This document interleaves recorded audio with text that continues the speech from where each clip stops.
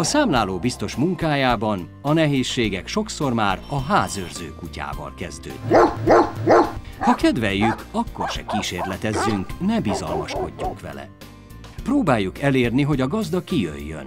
Napot kívánok! Így elkerüljük az esetleges konfliktust. Városi környezetben nehézséget okozhat a kaputelefon is, mert ezen keresztül nem tudjuk magunkat hitelesen azonosítani, és a válaszadó is könnyebben elutasíthatja az együttműködést.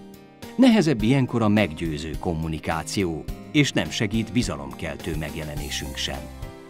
Kaputelefonban tehát gyorsan és tömören kell tájékoztatást adnunk. Jó napot kívánok, Nagy Aladár vagyok az önkormányzattól. Én végzem önöknél a népszámlálást. Néhány napja kaptak egy borítékot a Központi Statisztikai Hivataltól. Szeretném megkérdezni, hogy milyen módon kívánják kitölteni a kérdőíveket. Ha rosszkor érkeztünk a személyes találkozáshoz, ne menjünk el addig, míg nem egyeztettünk egy alkalmasabb időpontot. Bárhová is érkezzünk, érdemes előre felkészülni egy rövid, bemutatkozó szöveggel, ami magabiztos fellépést, hozzáértést mutat, és jobban elnyeri az adatszolgáltató bizalmát, mint a rögtönzött, összeszedetlen néhány mondat. Jó napot kívánok, Mester Ilona vagyok az önkormányzat megbízásából. A KSH népszámlálásán én fogom önöket összeírni. Itt az igazolványom, a nevem és a számom szerepel azon a borítékon, amit már korábban bedobtunk önöknek. Legyünk tudatában, hogy közfeladatot látunk el. Fellépésünk ennek megfelelően legyen határozott, szakszerűséget, nyugalmat sugárzó, együttműködésre ösztönző. Szeretném megkérdezni, hogy milyen módon töltenék ki a kérdőívet. Erre 3 lehetőség is van. Interneten, papír alapú önkitöltéssel, vagy pedig az én segítségemmel. Hangsúlyozzuk az internetes kitöltés lehetőségét és előnyeit. Ettől a mi munkánk nem lesz kevésbé értékes, az ország javára viszont takarékosabb megoldást jelent. Minden lakáshoz egy azonosítókódot küldtünk meg előzetesen. És ez mind a 3-unkra érvényes? Így van, ezzel tudnak belépni az internetes kitöltő felületre. Köszönöm szépen!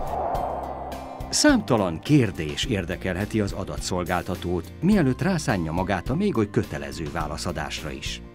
Ezekre a számlálóbiztosnak megnyugtató választ kell adnia. Készüljünk fel ezekhez hasonló kérdésekre. Minek ez az egész? Miről szólnak a kérdőívek? Mennyi időbe telik ez nekem? Miért kötelező válaszolnom? Mi van, hogyha nem válaszolok? Nem lehetne más időpontban kitölteni? Most nincs itthon mindenki, ez nem gond? Biztonságban lesznek önnél az adatai? Ha nem tudunk valamire válaszolni, föllapozhatjuk az útmutatót.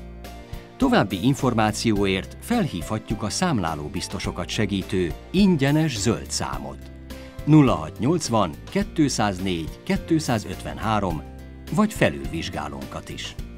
A válaszadóknak pedig ajánlhatjuk a lakosság tájékoztatására fenntartott ingyenes telefonszámokat 0680 200 014, 0680 200 224 vagy a népszámlálás internetes honlapját www.népszámlálás.hu.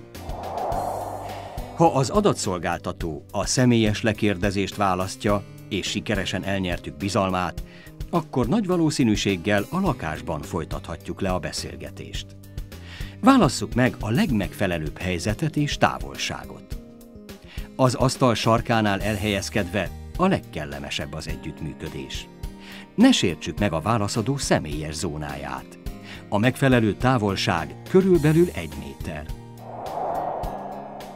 A kérdező és válaszadó nem csak szóban kommunikál. Üzeneteket küldenek egymásnak arckifejezéseikkel, gesztusaikkal is. Vegyük észre ezeket, és reagáljunk rájuk saját mimikánkkal, testbeszédünkkel. Ne feledjük, amilyen jeleket mi küldünk, olyan visszajelzést várhatunk beszélgető partnerünktől is. Ideális esetben elkerülhetünk bármiféle konfliktust, azonban ezekre is érdemes felkészülni. Az útmutatóban és a tantermi oktatáson is szót ejtünk az adatgyűjtés során előforduló konfliktusok kezeléséről. Filmünk következő részében pedig néhány rendhagyó esettel ismerkedhetünk meg, amelyekre a terepmunka során számíthatunk.